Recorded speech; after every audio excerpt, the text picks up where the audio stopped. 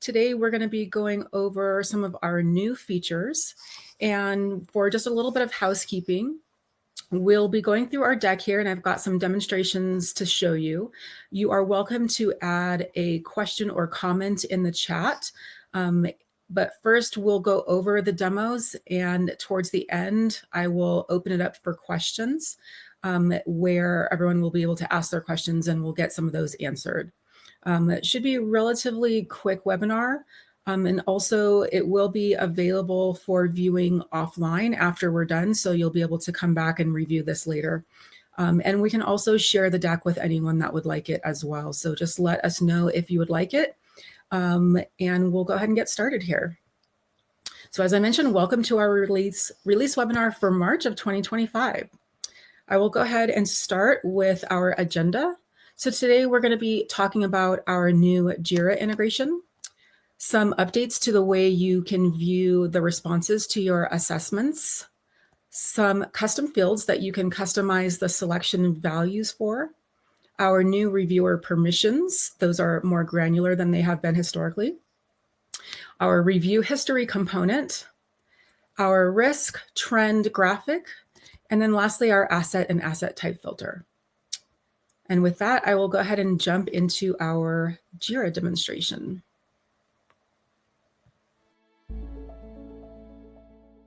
Welcome to this tutorial on how to set up Jira integration with your GRC data.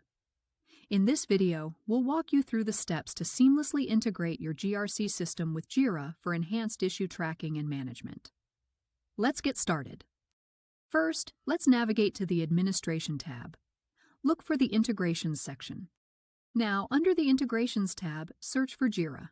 Click on Activate to enable the Jira integration. Next, you'll need to enter some required information to log into Jira. First, enter your Jira username. Then, enter your Jira API token. If you don't have one already, here's how to retrieve the token.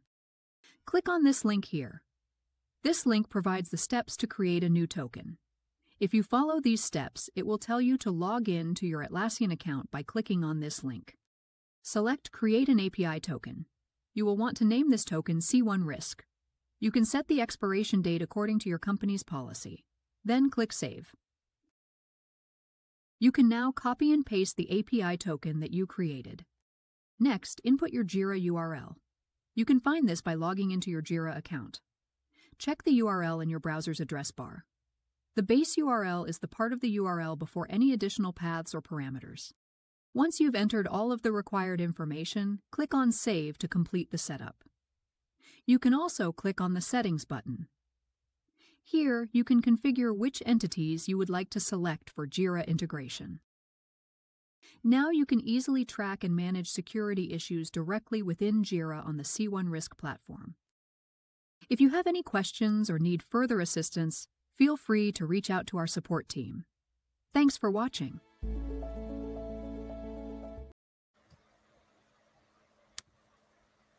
So these slides, which will be in the deck afterwards, walk through everything you just saw step by step. And we've also got the screenshots that show what to click on in the platform to accomplish all of the steps that we talked about. And so that's the format that these slides are going to take. You'll have this sort of static step-by-step view of the process within the slides. So definitely, if you're interested in using these features, make sure you reach out and let me know that you'd like to get a copy of the deck later. But as I mentioned, the broadcast recording will be available to everyone after the call. All right, so moving forward, our next feature is the assessment answers list view. So right now, or historically, when you had someone complete your assessment, you would have to export their assessment or the entire assessment to a CSV in order to see their responses. And we've made it a lot easier for you to see that within the platform. So I'm showing the steps on screen, but I'll go ahead and show you the video as well. Welcome to this tutorial on how to use our new feature, Assessment Campaign Answers. This enhancement to our assessment campaigns summary gives you granular insights into campaign responses without the need to export data. We're excited to show you how it works. Let's dive in. First, we'll need to navigate to the Risk Management section. Next, click on Assessment Campaigns to open the list of your available campaigns. Now, choose the campaign that you want to view detailed response data for. Once you're in the campaign details, navigate to the Summary tab to view an overview of your campaign's results. In the Summary tab, you'll notice the Section Risk graphic. This gives you a quick visual overview of risk levels across different sections of your campaign. To get more granular data, select the View Question Statistics option. This will allow you to dive deeper into individual question responses. You can open a statistic. Once the statistic opens, you'll be able to see all of the questions from the assessment campaign. To view the responses for a specific question, click this button to open the detailed responses in a separate tab. This allows you to focus on the responses without losing track of the main campaign summary. You'll be able to see the responses for the selected question. No need to export. Everything is accessible right here for your convenience. And that's it. If you have any questions or need further assistance, feel free to reach out to our support team. Thanks for watching. All right, our next feature is our custom values feature. So part of the strategy for the platform as we move forward in our maturity is to allow our customers to customize more options in the platform. And so this is the first step to that. So it's really important to understand that right now there's one option that you can change, but we've got several more options coming in upcoming releases. So I'd encourage you to check back in your administration and custom fields tab every few weeks to see what new things are available for you to customize.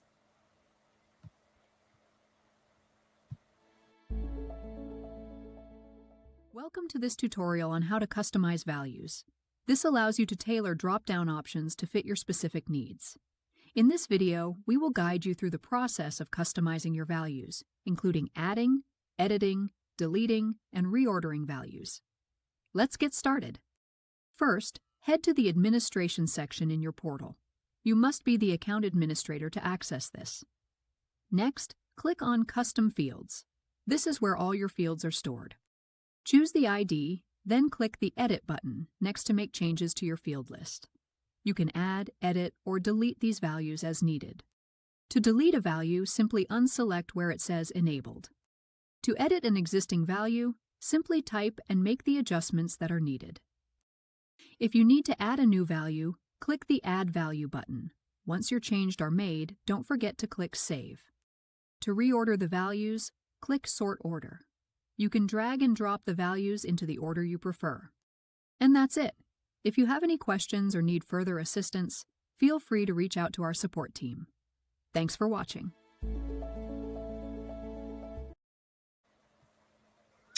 All right, our next is reviewer permissions. So with this feature, what we're trying to do is provide a lot more control and granularity over which individuals can review and approve entity types in the platform. So whereas before, any user of the platform could potentially be listed as a reviewer, now you can actually define that at the user level and decide that for this person, they are authorized to review and approve only these specific entity types.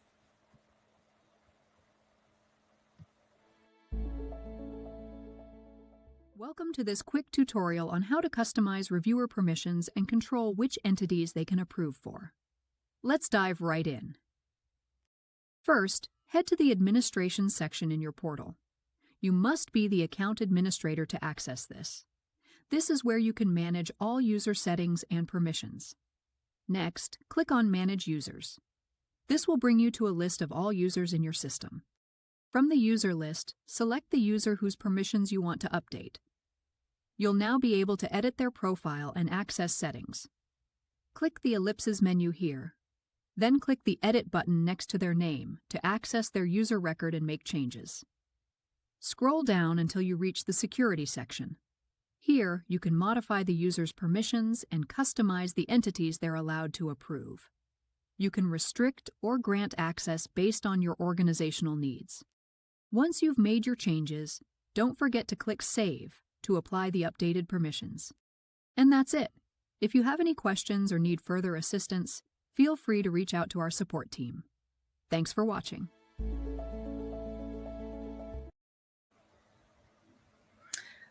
All right, we've just got a couple more features to show you. This one we do not have a demo for, but it's fairly quick. Review history is a tab. You can see step 3 on most of the entity records in the platform. What this tab does is allow you to see the review history for the entity. So a great example of this would be your SOC audit or a NIST audit or some type of audit, or even validation of internal policies that might require that you review a policy or a risk register item or risk mitigation or some entity on a select cadence, whether that be quarterly or annually or what have you.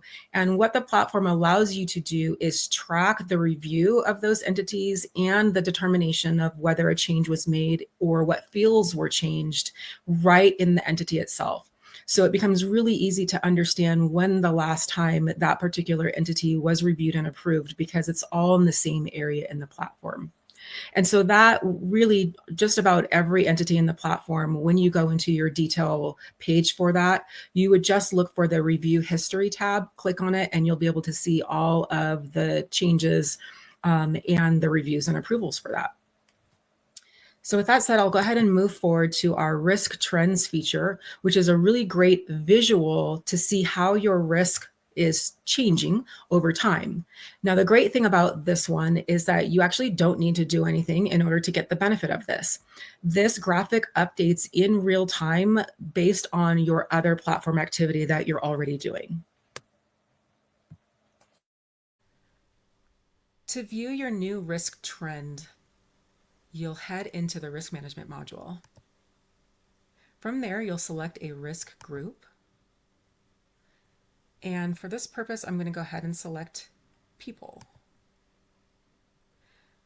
Heading into the summary tab, you'll see your dashboard pop up. And if you scroll down, you'll see our handy risk trend graph. Now, what's great about this risk trend is you don't actually have to do anything to get this graph to work. This graph will update as required based on updates to your risk register items. So if you're using risk register items already, then just note that the changes in the risk register will be reflected here.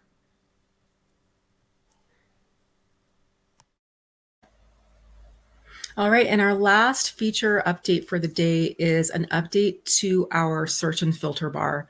You can see this filter bar on almost every list view screen, and it just allows you to filter records based on your requirements. And so in this scenario, what we've done is allow you to search by specific asset or asset types.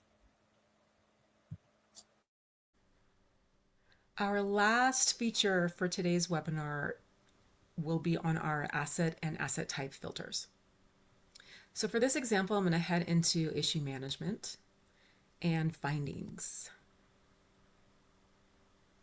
From here, you see our standard filter and search bar. You'll note that we have source, priority, and due date reflected, and then we have the more. Now, just like before, more gives you more options to filter with. So in this scenario, I'm going to go ahead and select asset and asset type so that I can have them reflected in the search bar here. And that's really all it takes. Now I can filter based on the asset type. So let's say I would like to do business units. I can select that and my list of findings will be filtered down just to those assets that make up part of my business units area. Or if I have a specific asset in mind, I can unselect that asset type and then search by specific asset. So in this case, I'm going to go ahead and select my Acme Corporation asset. And now I can see that I have 7 findings related to that specific asset. And this replaces the prior need to perform keyword searches, which you can still do. This just gives you an added level of confidence to the results that are appearing.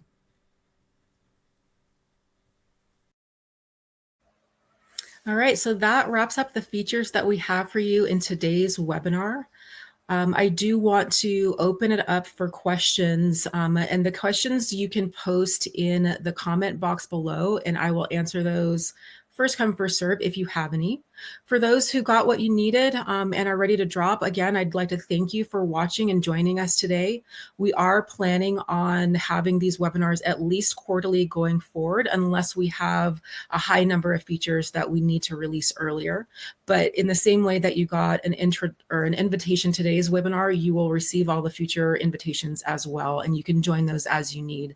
And just like today, the webinar recording will be available after. So if for some reason you're not able to join that day or you're tied up with things, you'll always be able to come back and see this video. And we'll also be linking this to our YouTube page and our knowledge base within Freshdesk. So you'll always have an opportunity to view these after the fact if you can't make it live. And with that said, again, thank you for everyone who's got to drop at this point, and I'll stick around for a while to answer any questions that you all might have.